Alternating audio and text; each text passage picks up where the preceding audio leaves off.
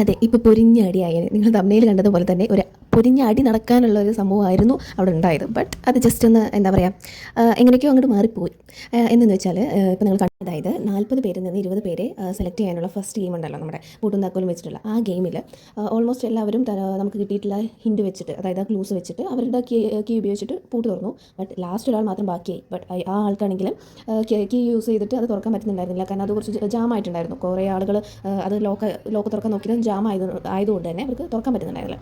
അപ്പോൾ ആ ആൾ എന്ത് ചെയ്തു, അയാൾക്ക് പരിചയമുള്ള ഒരാൾക്ക് കീ കൊടുത്തു. എന്നിട്ട് തുറക്കാൻ വേണ്ടിയിട്ട് ശ്രമിക്കാൻ വേണ്ടിയിട്ടായിരുന്നു. ബട്ട് ട്വിസ്റ്റ് എന്താ സംഭവിച്ചതെന്ന് വെച്ചാൽ അവിടെ ഇയാൾ ഇപ്പോൾ നമ്മുടെ റനീഷ ചോദിച്ചപ്പോൾ കീ ഇപ്പോൾ എൻ്റെ കയ്യിലാണല്ലോ എന്നുള്ള രീതിയിൽ, അതായത് കീ എൻ്റെതാണെന്നുള്ള രീതിയിലാക്കാനാണ് അയാൾ നോക്കിയത്. കീ ഉണ്ടായിരുന്ന അതൊരു പെൺകുട്ടിയായിരുന്നു. ആ പെൺകുട്ടി മറ്റേ ആൾക്ക് കൊടുക്കുകയും തൻ്റെ അവസരം നഷ്ടപ്പെടും എന്നുള്ളൊരു അവസരവുമാണ് അവിടെ വന്നത്. ബട്ട് എന്തോ ഒരു ഭാഗ്യത്തിന് എന്ന് വേണം ഞാൻ അങ്ങനെ വിചാരിച്ചു, എന്തോ ഒരു ഭാഗ്യത്തിനും. ആൻഡ് ആ പെൺകുട്ടി ഭയങ്കര ബോൾഡായി പറഞ്ഞു, ഞാൻ ഇവിടുന്ന് പോവില്ല, ഇത് തുറക്കാൻ കിട്ടിയിട്ടില്ലെങ്കിൽ ഞാൻ ഇവിടുന്ന് പോവില്ല, കാരണം ഹിന്ദി എൻ്റെ കയ്യിലാണുള്ളത്. ആ ചാവി യൂസ് ചെയ്തിട്ടാണെങ്കിൽ ആ ലോക്ക് തുറക്കാനും പറ്റുന്നില്ല. അപ്പോൾ ഞാൻ എന്തായാലും ഇത് തുറക്കാതെ ഇവിടുന്ന് പോവില്ല എന്നുള്ളൊരു നിലപാടെടുക്കുകയും ഇന്നാവുകയാണ് ചെയ്തത്. എന്താല്ലേ, വിധിച്ചിട്ടുണ്ടെങ്കിൽ നമുക്ക് തന്നെ കിട്ടുമെന്നൊക്കെ പറയില്ലേ, ആ ഒരു സംഭവം വർക്കൗട്ട് ആയ ഒരു മൊമെൻ്റ് ആയിരുന്നു കേട്ടോ അത്. Okay, by.